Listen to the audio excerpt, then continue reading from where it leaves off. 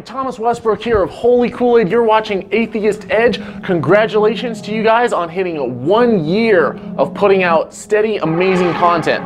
If you guys are watching this, like, subscribe, share it around. Let's see them get to 100,000 by year 2.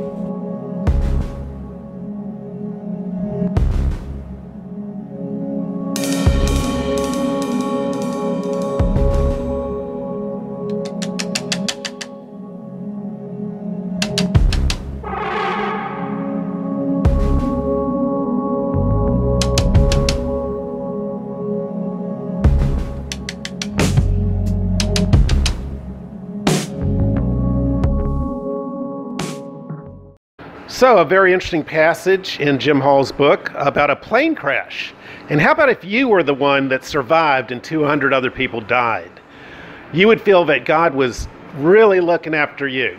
But of course, one of the great points in Jim's book is that how about the people that died? How about their families? How about their suffering? Did God forget them?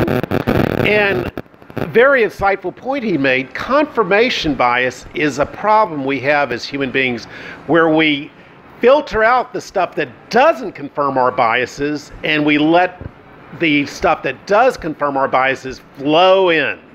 We're very bad as human beings at finding disconfirming evidence. If you got a car, a hot Ford Mustang or whatever, and you want that car, you're going to ignore the facts, that the transmission might be bad or the engine might have problems. You're just going to go try to talk to people and pay attention to the confirming evidence or the evidence that confirms your bias. This is what's known as a cognitive bias and is very problematic for humans, especially problematic when we try to figure out and understand God, because confirmation bias is the mother of all biases and is very problematic. Why won't your God heal amputees? Why does it seem as though it is only concerned with internal diseases and illnesses? Show me one example of a remission, healing, or recovery in which the only possible explanation is a supernatural intervention. In biblical times, there were pillars of smoke, turning a staff into a snake, an impossible flood living inside the belly of a whale. Actually, it was a big fish. For 3 days, people raised from the dead, turning water into wine, parting seas, people fed manna from heaven, a virgin birth, pestilence, and walking on water. Nowadays, all it takes to constitute a miracle is a cancer remission or surviving a vehicle rollover. Did the status of miracles get severely downgraded in the last 2,000 years? Yes, a lost child found in the woods after 3 days or a crew of miners being rescued from a collapsed tunnel can be highly improbable occurrences, but a miracle? Reagan called this mistake the Texas sharpshooter fallacy. The marksman takes a shot at the side of a barn and then draws a target around the in the wall. Look, another bullseye. Damn, I'm a good shot. Let's pin down what we mean by a miracle. To paraphrase the great David Hume, a miracle is a supernatural interdiction which violates the laws of nature or an interruption in the behavior of physical matter. So how do we know when a miracle really happens if you're a Christian? The problem is, especially if we go to the New Testament, is that his argument is that in the normal course of things, with 7 billion people, you never see anyone walk on water.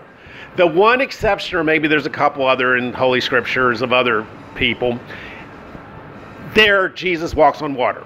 And what's interesting, that's in Mark. In Matthew, he tags Peter along.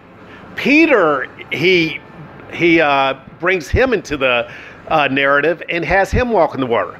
So what's more believable? That someone just made this up. The Gospel of Mark is dated at 65 to 70 AD, Matthew and Luke at 80 to 85, that someone just fabricated this story, or that a true miracle really happened. Now, I know Christians are going to accuse me of anti-supernatural bias, okay? But let me ask you this. Imagine you turned on the TV and you saw King Kong or whatever, a big giant gorilla climbing out the New York skyscraper. Would you say, oh my gosh, I'm watching CNN, this is a true event? Or would you say, I'm watching the friggin' science fiction channel? Obviously, you would know that this is make-believe, that's fiction.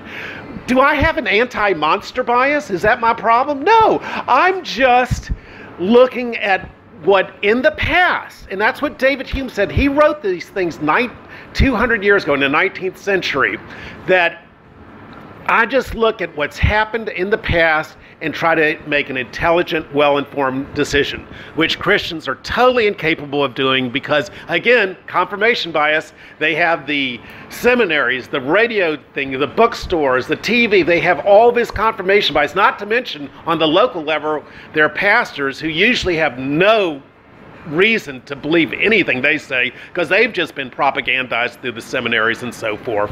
That's what they turn to as their confirmation bias instead of looking at things objectively.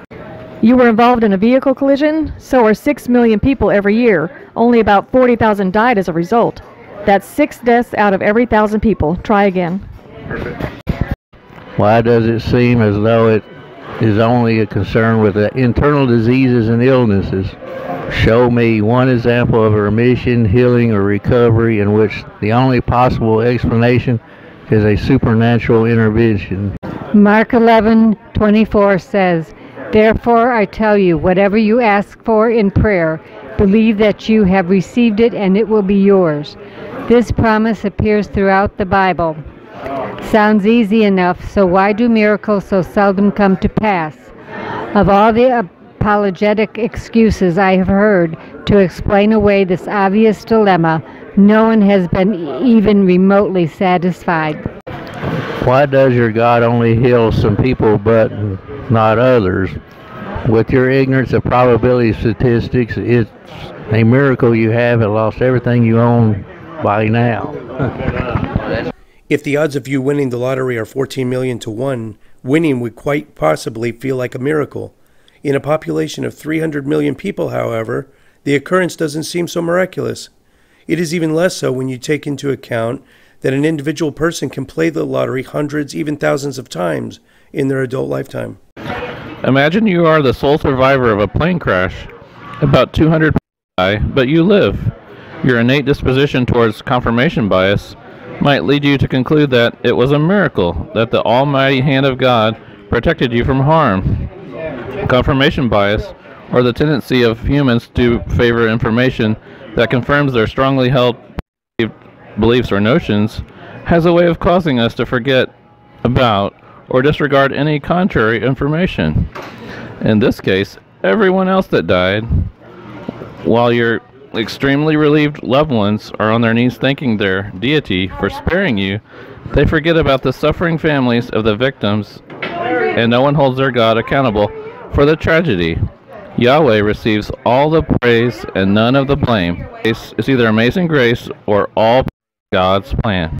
Now, for the sake of argument, I will pretend that the author of Joshua was not a geocentrist, and what he meant was that Yahweh stopped the rotation of the earth. In doing that, many additional miracles would have to occur, not least of which would be preventing every person on the planet from slamming into fixed objects at about half the speed of sound, given the fact that the Earth is spinning at roughly 1,000 miles per hour at the equator.